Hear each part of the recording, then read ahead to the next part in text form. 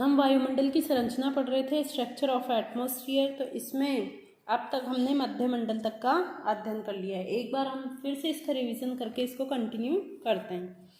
तो वायुमंडल की संरचना में तापमान के आधार पर वायुमंडल को मुख्यतः 5 परतों में बांटा गया है, जिसमें फर्स्ट परत अपन ने देखी थी क्षोभ मंडल या फिर ट्रोपोस्फियर।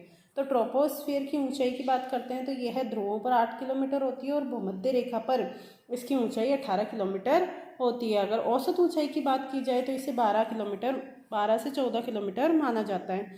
तो क्षोभ मंडल की ये विशेषताएं हैं कि मौसम संबंधी जो भी घटनाएं होती है वो सभी किसमें होती है, क्षोभ मंडल में होती हैं। इसकी ऊंचाई में जो डिफरेंस पाया जाता है ध्रुवों और भूमध्य रेखा पर, तो उसका कारण है संवहनिक धाराएं। क्योंकि ध्रुवों पर टेम्परेचर अपेक्षाकृत कम होता है तो संवहन धाराओं की ऊंचाई भी अपेक्षाकृत कम होती है, लेकिन भूमध्य रेखा पर सूर्य की किरणें सीधी पड़ती है, जिसके कारण टेम्परेचर अधिक होने के कारण संवहन धाराएं जो है वो अधिक ऊंचाई तक चलती है। इसलिए भूमध्य रेखा पर क्षोभ मंडल की ऊंचाई 18 किलोमीटर है। अब क्षोभ मंडल तथा समताप मंडल, उसके बाद आता है समताप मंडल स्ट्रेटोस्फियर। तो इसके बीच में एक जो संक्रमण सीमा पाई जाती है, उस संक्रमण सीमा को ट्रोपोपॉज के नाम से जाना जाता है। उसके बाद 14 किलोमीटर से 50 किलोमीटर तक स्ट्रेटोस्फियर का विस्तार माना जाता है। इस स्ट्रेटोस्फियर की मुख्य विशेषता है कि इसमें 20 से 35 किलोमीटर के मध्य ओजोन जो गैस है उसकी लेयर पाई जाती है। तो यह लेयर सूर्य से आने वाली पराबैंगनी विकिरणों को पृथ्वी के धरातल पर पहुंचने से रोकती है।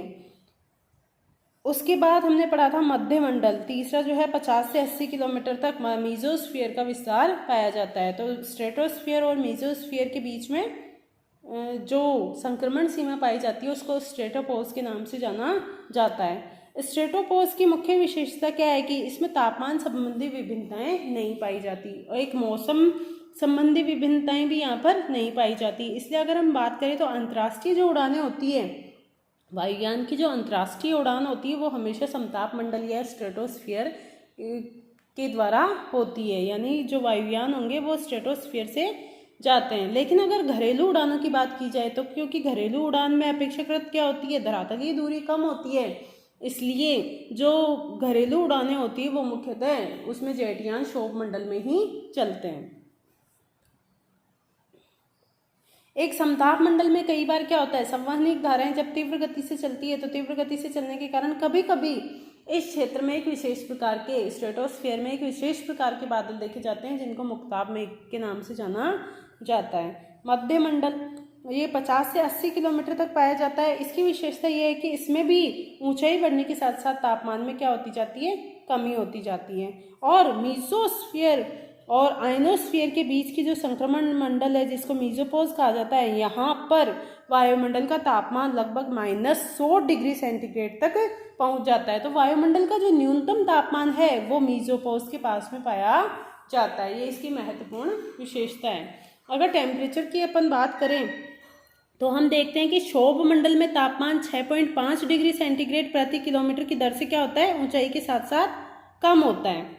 स्ट्रेटोस्फीयर की बात करें तो सामान्यतः इसमें तापमान समान होता है, लेकिन जो ओजोन लेयर पाई जाती है क्योंकि ये सूर्य से आने वाली पराबैंगनी विकिरणों का अवशोषण करती है तो इस क्षेत्र में तापमान क्या हो जाता है, अपेक्षाकृत अधिक हो जाता है। और मध्य मंडल में क्या होता है, ऊंचाई के साथ साथ तापमान में फिर से कमी आती है और मध्य मंडल की सबसे ऊपरी सीमा जो मीजोपोज है उसके पास में वायुमंडल का न्यूनतम तापमान -100 डिग्री सेंटीग्रेड पाया जाता है। इसके बाद हम आयनोस्फीयर का अध्ययन करेंगे। आयनोस्फीयर, इसकी ऊंचाई 80 से 640 किलोमीटर के मध्य है। इसमें विद्युत आवेशित कणों की अधिकता होती है तथा ऊंचाई के साथ साथ तापमान बढ़ने लगता है। देखो ये जो परतों का वर्गीकरण किया गया है इसका मुख्य आधार तापमान ही है। क्षोभ मंडल ऊंचाई के साथ साथ तापमान में कमी, समताप मंडल तापमान लगभग समान होता है लेकिन ओजोन लेयर के पास में तापमान अपेक्षाकृत क्या हो जाता है, बढ़ जाता है। मध्य मंडल में ऊंचाई के साथ साथ तापमान में कमी दर्ज की जाती है, लेकिन आयनोस्फीयर में फिर से ऊंचाई के साथ साथ तापमान क्या होने लगेगा, बढ़ने लगेगा। वायुमंडल की इसी परत से विभिन्न आवृत्ति की रेडियो तरंगें परावर्तित होती है, क्योंकि यहाँ पर जो गैस है, गैस के कण आयनों के रूप में पाए जाते हैं, ऋणावेशित या धनावेशित आयनों के रूप में पाए जाते हैं, इसलिए इसको आयनोस्फीयर कहा जाता है। आयन मंडल को कई परतों में बांटा गया है, डी लेयर, ई लेयर, एफ लेयर और जी लेयर। तो डी लेयर दीर्घ तरंग दैर्ध्य, देखो लैम्डा और जो म्यू होती है आवृत्ति होती है, इनमें क्या होता है, विपरीत विलोमानुपाती संबंध होता है। लैम्डा यानी तरंग दैर्ध्य अधिक होती है तो उसकी आवृत्ति क्या होती है, अपेक्षाकृत कम होती है। तो इसमें ये चीज ध्यान रखनी है कि जो डी लेयर है, आयनोस्फीयर की जो डी लेयर है वो दीर्घ तरंग दैर्ध्य यानी क्या होगा, अधिक तरंग दैर्ध्य वाली, और निम्न आवृत्ति यानी जो उसकी आवृत्ति वो क्या होगी, न्यून की रेडियो तरंगे परावर्तित होती है। तो क्वेश्चन में हमें ये ध्यान रखना है कि तरंग दैर्ध्य पूछा या आवृत्ति पूछी है। तो डी लेयर से निम्न आवृत्ति वाली रेडियो तरंगे परावर्तित होती है, डी लेयर से दीर्घ तरंग दैर्ध्य वाली रेडियो तरंगे परावर्तित होती हैं। तरंग दैर्ध्य को तरंग लंबाई के नाम से भी जाना जाता है। ई लेयर, इसे कैनली हैविसाइड परत के नाम से जाना जाता है। इससे मीडियम और शॉर्ट जो लैम्डा वाली तरंग दैर्ध्य वाली तरंगे हैं वो परावर्तित होती है। अगर तरंग दैर्ध्य की बात करेंगे तो शॉर्ट और मीडियम वेव, और आवृत्ति की बात करेंगे तो मीडियम और हाई एनर्जी वाली रेडियो तरंगे परावर्तित होती हैं। यहीं पर अरोरा लाइट की उपस्थिति होती है। हम देखते हैं कि आयनोस्फीयर की वजह से क्या होता है, जो ध्रुवीय क्षेत्र होते हैं उस पर एक विशेष प्रकार का प्रकाश हमें दिखाई देता है, जिसको उत्तरी गोलार्ध में अरोरा बोरियलिस और दक्षिणी गोलार्ध में अरोरा ऑस्ट्रेलिस के नाम से जाना जाता है। तो ये जो अरोरा प्रकाश होता है वो आयनोस्फीयर की ई लेयर की वजह से दिखाई देता है। एफ लेयर, इसे एप्लेटन परत के नाम से भी जाना जाता है। इससे मीडियम और शॉर्ट तरंग दैर्ध्य वाली या फिर मीडियम और हाई एनर्जी वाली रेडियो तरंगे परावर्तित होती है। तो ये ध्यान रखना, आवृत्ति पूछी है या फिर तरंग दैर्ध्य पूछा है। आवृत्ति का संबंध जो होता है वो एनर्जी से होता है, और जो तरंग दैर्ध्य है उसका संबंध तरंग की लंबाई से होता है। जी लेयर, इससे लघु, मध्यम व दीर्घ सभी प्रकार की तरंग दैर्ध्य वाली या सभी प्रकार की आवृत्ति वाली रेडियो तरंगे परावर्तित होती है। इसके बाद है 640 किलोमीटर से बाहर वाली जो अंतरिक्ष तक जो परत फैली हुई है उसको बाह्यमंडल या एक्सोस्फीयर के नाम से जाना जाता है। इसमें भी विद्युत आवेशित कणों की प्रधानता होती है, जहाँ पर नाइट्रोजन, ऑक्सीजन, हीलियम, हाइड्रोजन आदि की अलग अलग परतें होती है। किंतु 1000 किलोमीटर के बाद वायुमंडल बहुत ही विरल हो जाता है। विरल हो जाता है मतलब जो गैसों की सघनता होती है वो बहुत ही कम हो जाती है, और 10,000 किलोमीटर के बाद यह अंतरिक्ष में विलीन हो जाता है। तो ये तो है वायुमंडल की संरचना, टेम्परेचर के आधार पर वायुमंडल ये पढ़ते हैं। लेकिन एक वायुमंडल की संरचना में हम एक रासायनिक संरचना का भी अध्ययन करते हैं। तो रासायनिक संरचना का अगर हम अध्ययन करें तो इसमें आता है वायुमंडल की 80 किलोमीटर की मोटाई में गैसों का मिश्रण लगभग एक समान होता है। 80 किलोमीटर यानी मीजोस्फीयर, यानी पृथ्वी की सतह से लेकर मीजोस्फीयर तक की जो परतें हैं, यहाँ पर क्या होगा, जो गैसों का मिश्रण होगा वो लगभग एक जैसा होगा। लेकिन मीजोस्फीयर के बाद तो इसे कहा जाता है होमोस्फीयर।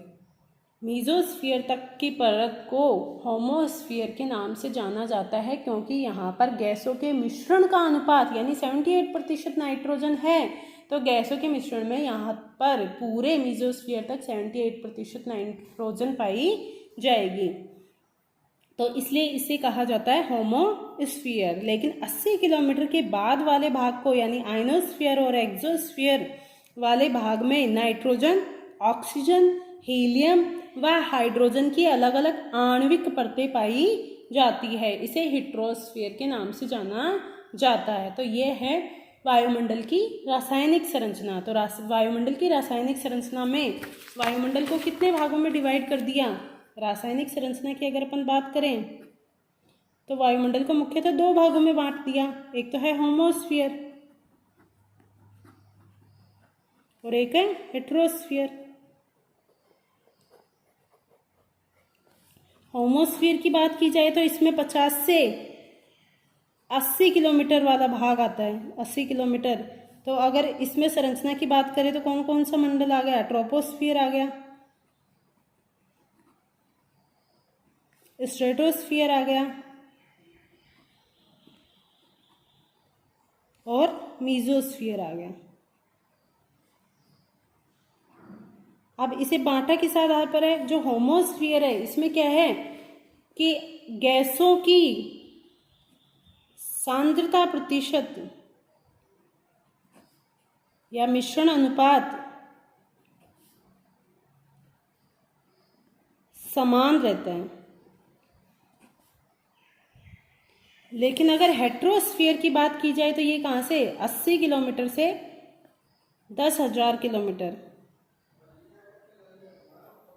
10,000 किलोमीटर तक की जो ऊंचाई वाला वायुमंडल है वो उसमें गैसों की सांद्रता व मिश्रण अनुपात क्या हो जाता है? बदल जाता है। तो गैसों की क्या पाई जाती है? आणविक परतें। गैसों की आणविक परतें पाई जाती हैं। अगर गैसों की इन आणविक परतों की बात की जाए तो यहाँ तक मान लो ये पृथ्वी की सतह है तो 80 किलोमीटर तक तो क्या है? होमोस्फीयर।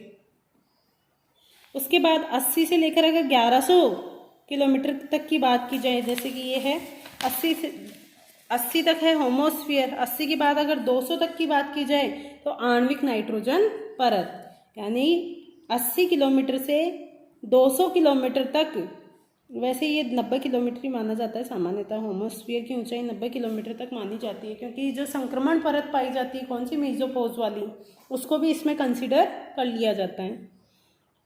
तो 90 से 200 किलोमीटर तक आणविक नाइट्रोजन की परत पाई जाती है। 200 से 1100 किलोमीटर तक आणविक ऑक्सीजन की परत पाई जाती है और 1100 से 3500 किलोमीटर के मध्य आणविक हीलियम की परत पाई जाती है और 10,000 किलोमीटर तक आणविक हाइड्रोजन की परत पाई जाती है। तो इसको हेट्रोस्फीयर के नाम से जाना जाता है। तो ये है वायुमंडल की रासायनिक संरचना।